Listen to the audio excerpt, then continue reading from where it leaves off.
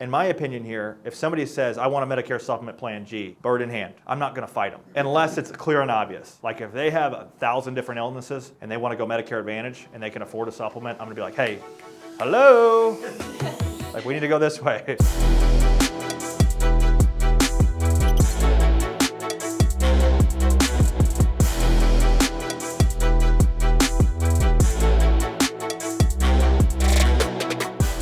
Next one here, we're getting into doctors and medications, okay? So pretty self-explanatory, what doctors, what medications. Need to know how much they're paying for those medications. That can be ammo for you, especially with this $2,000 max out-of-pocket cap. If they're paying more than that, you're gonna look like a hero and you're gonna have more premium to play with, okay? Doctors, do you love that doctor? Do you wanna stay with that doctor, okay? Is there a certain doctor you haven't been able to see that you wanna see? Okay, all those different things right there. Also, I just wanna pause here. When you go to the doctor's office, nurse comes in, takes your vitals, what happens next? I haven't been to the doctor in forever, but I assume that's what happens. Okay, as the doctor comes in, from what I remember, the doctor comes in and he's got a questionnaire. He's going to ask you, do you smoke? Do you chew? Nurses do all that for them. They do now? Okay. So then when they come in, they have all the information and they just get down to what they need to do. Okay, same concept though. When you're at the doctor's, and that's what we're creating here, is we're creating a doctor-patient relationship. Okay? You are actually elevating your presence as an insurance agent. Okay? You're collecting information. You're creating that doctor-patient relationship, so to speak. Okay? That's what's happening here. So by the time we get down here, look, we're only halfway there, but do you think when we got this far that I've gotten to know you as a prospect? Yeah. Do you feel like you have more information that they're valuing me? I've only been halfway through. But guess what? When I get down here and I make a recommendation, the doctor-client relationship is starting to form, okay? Now, sorry, when you're Please. going through these questions, like, Yep. do you know the difference between MA and Medicare Sup? If they say no, do you stop at that point and educate them? No. Or do you continue through the questions and then educate them as you go on? Very good question, okay? Keep asking me questions. This tells me you're engaged, that you're listening, that you're curious, that you're hungry, all these things, okay? Love it. No, we never want to pivot from this, okay? And a client may try to get you off track here, especially when I start to get into ancillaries. They may want to be like, well, why do I need that, or why are we talking about this? And just let them know, hey, just collecting information here, we'll get back to the education on the Medicare Advantage, Medicare Supplement, or we'll come back to that, okay? Your biggest saving grace is going to be, we'll come back to that, okay? But also let them know if they try to get you off track there, hey, we'll come back to the education point. This is really just our fact finder. I need to get this information before we move on, okay? Just a couple minutes left. Sometimes they'll just say, because they're turning 65. Yep. Sometimes they'll just say, well, that's why I called you. Exactly. No, you get that all the time. You get that all the time. But here's what's going to happen, though, too. Once we get everything rocking, okay, they're going to be educated when they get to you. So your referrals are going to watch a video beforehand.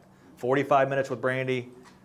I'll tell you what, I was just in there with Brandy. Like, she was doing ads, and I'm like, I would buy from you. Like, I would call you.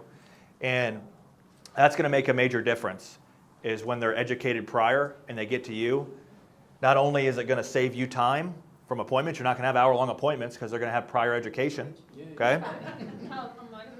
But this is going to be the second, third time they're hearing about this stuff. That's the biggest thing here. We talk about embedding. How many different times have they heard about what we're talking about before they actually talk to a human? How can we make you the agent and order taker to where that buyer is so educated by the time they get to you, that buyer basically just says, hey, I want the small, medium, or large, because that's what we're going to present them. It's a small, medium, or large. Okay? And the small is going to have an ancillary in it. Question. Yes. Okay, just my own thing about it. Yep. So let's say that person doesn't have email or able to see the video or whatever. Should we like design something we can mail to them with this information that they can? You could. I have a Medicare book coming out that you guys will have access to, and Brandy could just white label that. But you can't. I mean, you need to be. We're not going to eliminate presentations. So if we all have buyers that don't do TV, that don't do email, that don't do mail, whatever, that you're going to need to present to. So it's not going to. It's very small. Right? Yeah. I would say 90% of people this day and age will be able to be educated coming in, but you got to be prepared not to, or to educate. That's a good question. I would say it's very rare we run into that anymore. And even when we're calling people from our webinars, we had 1,800 people register last week. What time is it right now? We got one going off here right now.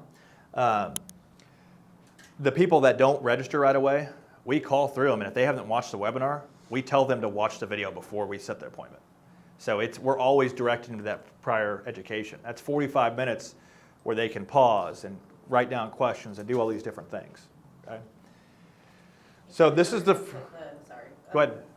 I think we'll be able to put a link to the video like in the text appointment reminders too, is my thought process. So most everybody does text Yeah. even if they don't check Yeah. their emails. Yeah, let's see. Yeah, you could literally just send it to their phone. I mean, that's like, yeah, if you're not sending to somebody's phone, I don't know how they're calling you, number one. And yeah, that's just going to be, you're going to deal with that every now and then. There's going to be one-offs here and there. So we've done all that, and you haven't heard me say a darn thing about ancillary, right? Now's where the magic starts happening. We're just going to start getting into the ancillary here, okay? And all I'm going to ask is, Clint, if you remember from the webinar, if you remember from the video with Brandy, we talked about cancer, heart attack, stroke. Do you have any history of cancer, heart attack, and stroke, you or your family? Stop. That's it. That's all I say. And I let Clint speak, and I take notes. I'm not selling there. Here's what everybody wants to do. They want to start selling the product right there, right? Do not sell the product right there. Don't take the bait. Don't take the candy, okay? We're just collecting information. Emily's like, yeah. She's heard me say this 1,000 different times, and it's funny because I can tell when I say something different, you're like, okay, you've never said it that way before. She just remembers taking the candy. Yeah. Got her.